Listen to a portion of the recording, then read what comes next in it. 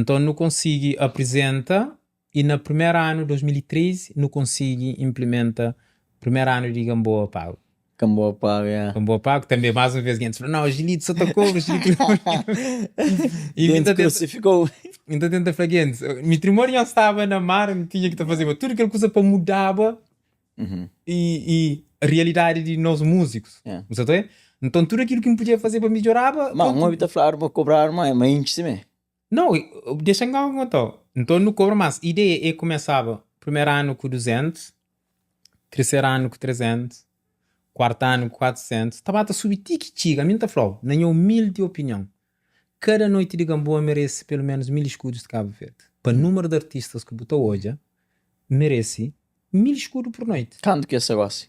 Nunca sei. Me depois não sei, nunca sei quanto que essa tua cobra. Mas deixa eu justificar o pomor de 500.